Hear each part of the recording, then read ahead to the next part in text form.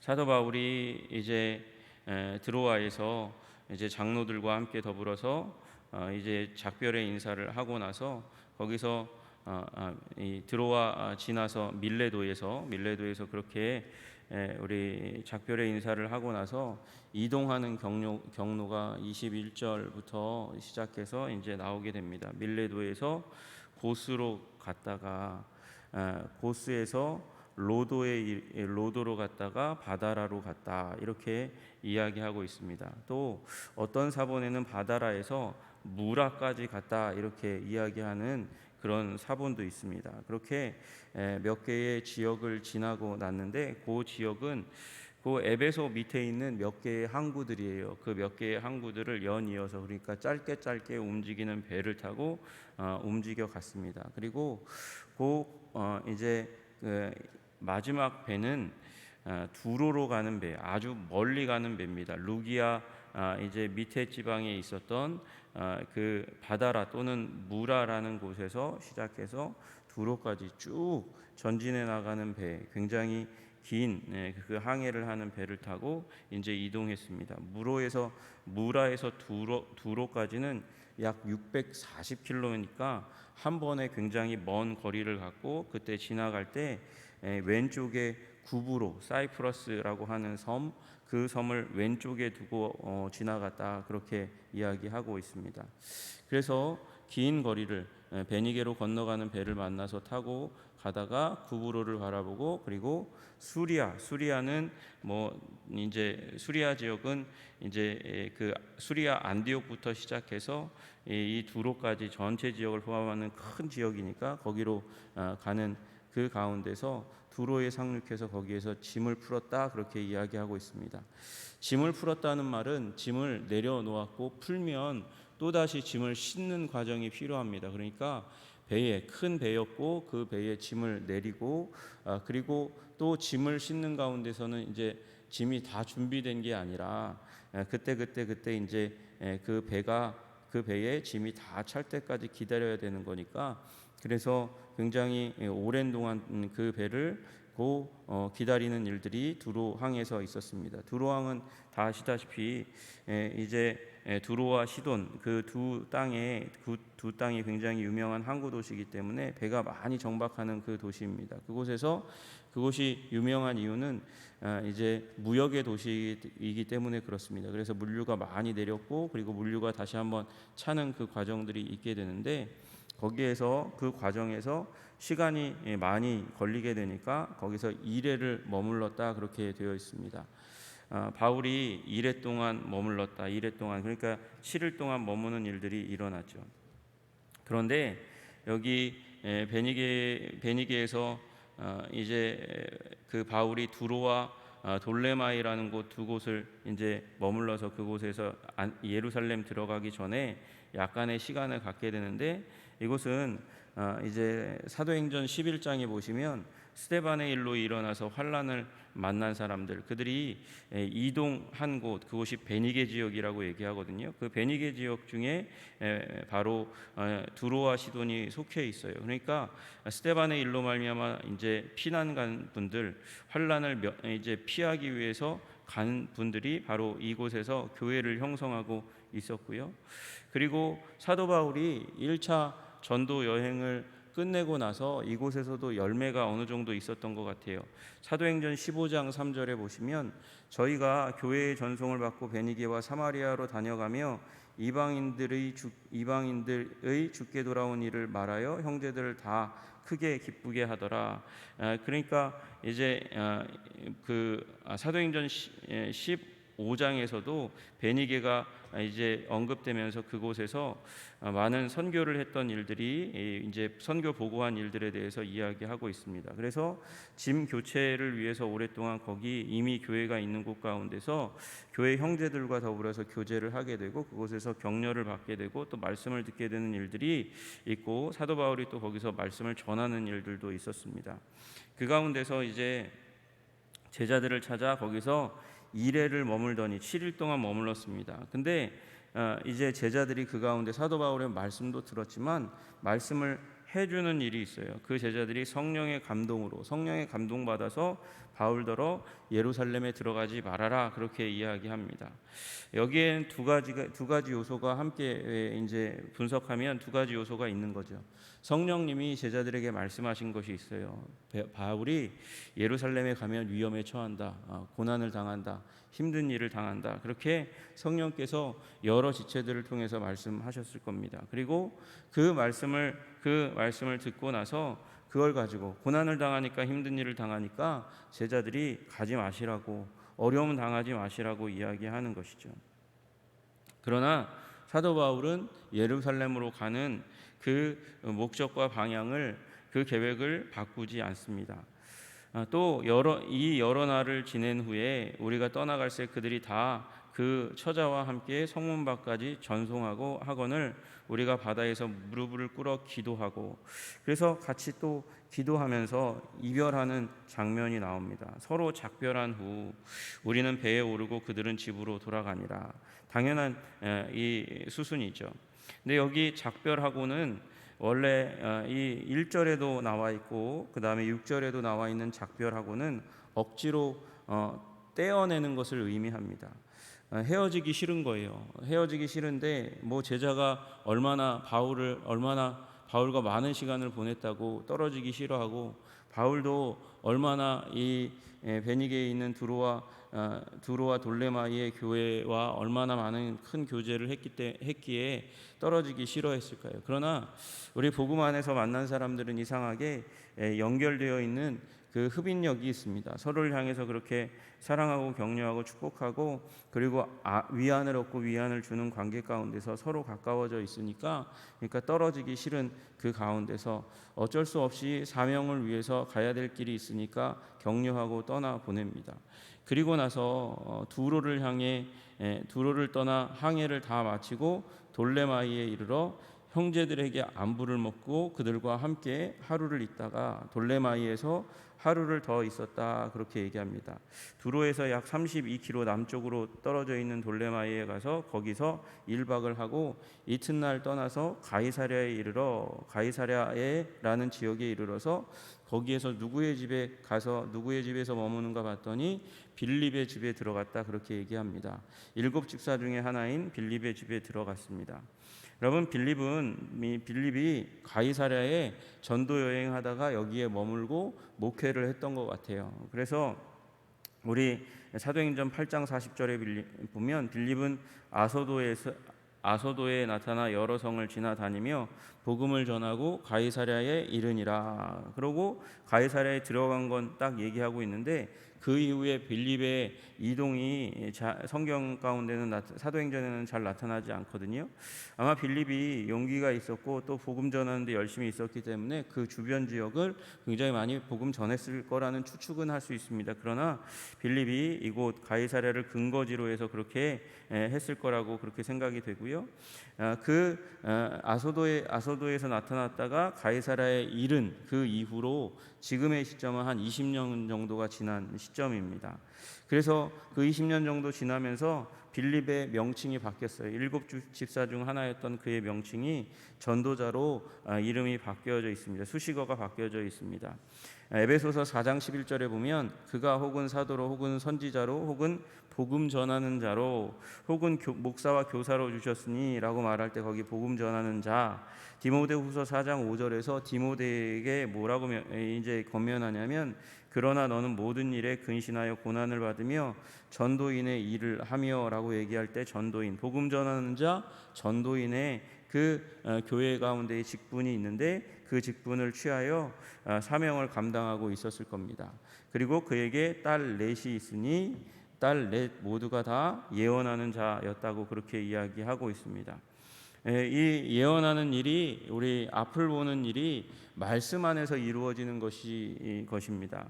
우리 소위 얘기하는 점쟁이처럼 그렇게 예언하는 것이 아니고, 하나님의 말씀에 의해서 하나님과 교제하다가 기도하다가 하나님께서 주시는 명확한 음성이지, 이렇게 다른 신접하듯이 그렇게 황홀병 가운데 들어가고 다른 사람의 말은 무시하는 듯한 그런 예언의 은사가 아니에요. 우리 사도행전 2장에 성령이 임하실 때 베드로가 나타나서 베드로가 이제 등장해 가지고 이 일, 성령 받고 방언하는 일에 대해서 말씀할 때 하나님이 가라사대 말세에 내가 내 영으로 모든 육체에게 부어 주리니, 성령을 부어 준다는 것이죠. 너희 자녀들은 예언할 것이요 너희 젊은이들은 환상을 보고 너희 늙은 이들은 꿈을 꾸리라, 그렇게 말씀하셨잖아요. 그때 내가 내 영으로 내 남종과 여종들에게 부어주리니 저희가 예언할 것이요. 성령의 역사 가운데 하나가 예언입니다. 미래를 바라보고 그리고 그 가운데 하나님의 말씀을 받아서 극복하고 이기고 승리하는 것이 우리 성령의 역사 가운데 하나인 것이죠. 그런데 거기 딸 렛도 있고 그 다음에 아가보라는 선지자도 있어요. 우선은 여기 딸 렛도 예언하는 자라는 말의 의미는 그 앞서서 성령 받았던 우리 이제 두로의 제자들처럼 바울에게 가지 말라고 말했을 가능성이 훨씬 더 높은 것이죠. 여러분, 그렇게 성령께서는 우리에게 미래의 일을 말씀하시기도 합니다. 그런데 그러면 우리는 한 가지 의문 가운데 들어갑니다. 사도 바울은 그러면 가지 말라고 얘기하는 두로의 제자들, 그리고 이 빌립 집사, 저명한 전도자였던, 강력한 전도자였던, 그리고 그 아래에서 그 스라에서 이제 신앙의 훈련을 받았던, 그리고 하나님께서 주신 예언의 은사가 있었던 그 딸들의 말들도 다 무시하고 지금 가고 있는 거 아닌가? 예루살렘으로 가고 있는 것 아닌가? 그렇게 생각이 됩니다. 그러면 사도 바울이 고집이 센 거죠. 똥고집입니다. 얘기하는데 가지 말라고 이야기하는데, 여러분, 우리 성령께서는 앞에 있는 일을 말씀하십니다. 분명히 두로의 제자들에게도 말씀하셨을 거고요. 그리고 여기 이 빌립의 딸들도 가지 말라고 말씀하였어요. 여러분, 그리고 그 앞서서 이 앞서서 우리 밀레도에서의 제자들도 이 바울더러 가지 말라고 간청합니다. 사도 바울이 그러나 이 밀레도에서 자기가 죽을 각오를 하고 나아가는 모습에 대해서 이야기하고 있어요. 그러니까 우리는 이 가운데서 사도 바울이 성령의 지시를 위반한 것은 아니고 성령 충만한 가운데 사명을 붙들고 가고 있다는 사실을 우리가 믿는다면, 우리는 예언에 대해서 어떻게 생각해야 되냐면, 하나님은 사실을 말씀하십니다. 그러나 그것에 대한 결정은 우리들에게 맡긴다는 사실이에요. 여기에 있는 두로의 제자들, 그리고 우리 앞서서 에베소의 장로들, 그리고 여기 이 예언하는 빌립의 딸들도 다 마찬가지입니다. 뭐라고 얘기합니까? 거기 가면 환난을 당한답니다.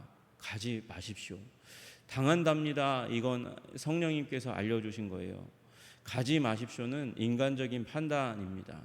그러나 사도 바울은 인간적인 판단을 넘어서서 주님의 사명을 바라보는 거예요. 여러분, 우리 사명은 우리 인간의 판단으로는 감당하기 어려운 일입니다. 그 일을 왜 해? 그 위험을 뻔히 알면서 왜 가? 여러분, 그러나 사명이기 때문에 감당해야 되고 사명이기 때문에 가야 하는 것이에요. 예수님이 만약에 십자가로 가는 그 길을 포기하셨다면 그러면 인류는 어떻게 됩니까? 우리 인류는 어떻게 구원을 얻게 됩니까? 우리는 어떻게 그 구원의 길, 그 찢어진 육체 가운데로 만들어 놓으신 새롭고 산 길, 주님 앞으로 나아가는 은혜의 보좌 앞으로 나아가는 길을 어떻게 얻을 수 있겠습니까? 사도 바울이 그도 이제 그리스도의 남은 고난을 자신의 육체에 채우노라 그렇게 선언했던 그런 사도입니다. 그리스도에게 남은 고난이 있습니까? 십자가에서 달려 죽으실 때 고난이, 그 아픔이, 그 괴로움이 십자가의 고난이 부족했다고 이야기하는 것입니까? 아니요. 십자가의 고난이 부족하다는 것이 아니라 교회를 위하여 고난받고 누군가는 고통을 받아야 교회가 유익을 얻고 생명을 얻고 그리고 부흥하고 성장해 간다는 믿음을 가지고 있기 때문에, 그래서 이 바울은 그리스도의 남은 고난, 교회를 향한 그 예수님의 이제 그 후에 제자들이 받아야 될 그 고난과 환난의 부분을 자신이 받겠다고 그렇게 나서는 믿음을 가지고 있는 것이죠. 여러분, 우리는 성령의 은혜 가운데, 말씀의 은혜 가운데 교회에 헌신하면, 또 하나님께서 주신 사명으로서의 세상의 일에 헌신하면, 또 가정에 헌신하면 거기에 오해가 있고 또 환난도 있고 핍박도 있을 거라는 사실을 예견해야 합니다. 그것이 성령이 말씀하시는 바입니다. 성령께서는 우리에게 우리는 세상에서 환난을 당할 것에 대해서 말씀하시지, 세상 가운데서 우리가 그리스도의 사명을 감당하면 꽃길을 걸어갈 것이라고 말씀하시지 않아요. 가시밭길을 걸어가죠. 그러나 뻔히 그 앞길이 예견된다 할지라도 주님이 명하셨기 때문에 가는 거예요. 사도 바울도 마찬가지입니다.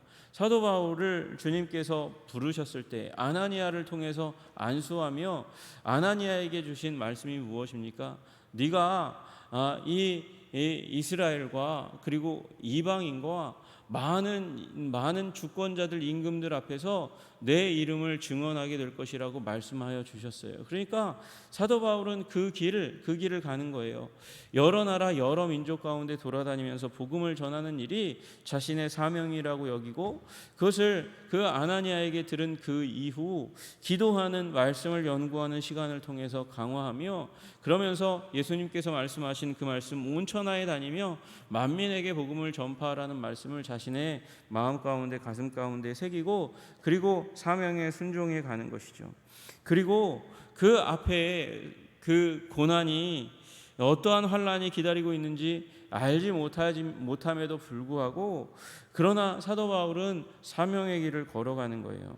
그러나 그 가운데 또 있는, 여기에 기록되어 있는 또 하나, 그것을 돌파할 수 있는 요소가 있죠. 힘이 되는 요소가 있습니다.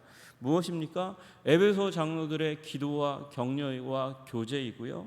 여기 두로에 만났던, 짧은 시간 만났던 그런 우리 제자들이지만, 그 제자들이 가지 말라고, 그럼에도 불구하고 가야 한다고 이야기하는 가운데 교회를 향한 헌신을 가지고 있는 바울을 향한 뜨거운 사랑의 마음과 긍휼의 마음을 가지고 있는 제자들이 작별하기 어려워서 그를 붙들고 그 눈물을 흘리고 격려하는 그 모습, 또 동역자, 위대한 동역자였던 전도자 빌립, 그 집에서 받았던 그 신앙의 공동체에서 또 격려받고 힘을 얻는 것, 그것을 통해서 또한 그는 하나님의 지지를 느끼고 알고 깨닫고 사명의 길을 감당하려고 전진해 가는 것이죠.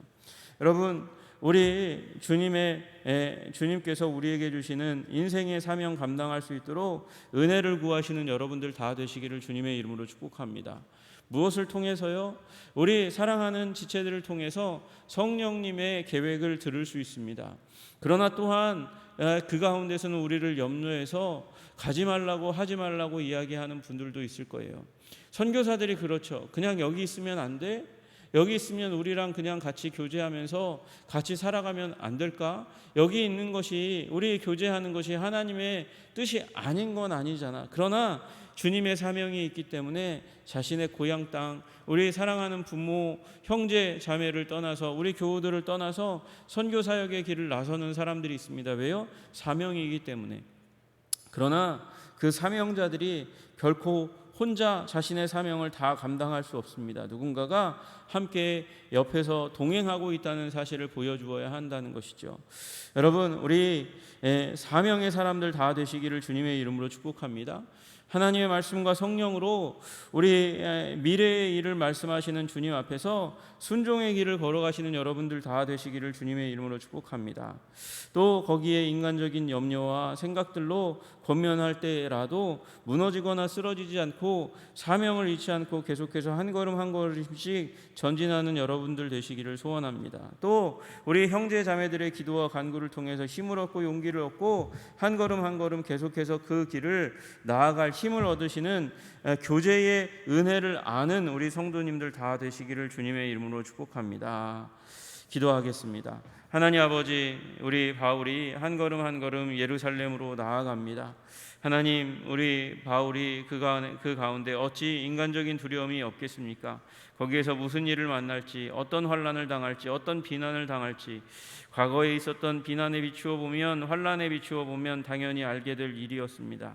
그럼에도 불구하고 우리 사랑하는 지체들이 만날 때마다 성령의 은혜 가운데 미래의 일을 바라보면서 고난이 임할 것입니다 라고 얘기할 때 사도 바울이 그럼에도 불구하고 그것을 사랑으로 받되 사명을, 주님 주신 사명 가운데 조금도 단 한 발자국도 뒤로 물러서지 않았습니다. 주님, 바울처럼 우리 사명의 사람 될 수 있도록 주님 도와주시고 인도하여 주시옵소서.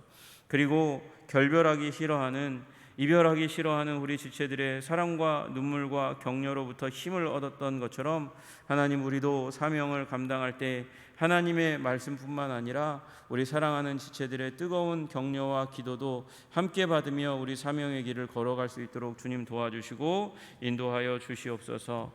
우리에게 은혜와 힘을 주시는 우리 하나님께 감사하며 예수 그리스도 이름 받들어 기도드리옵나이다.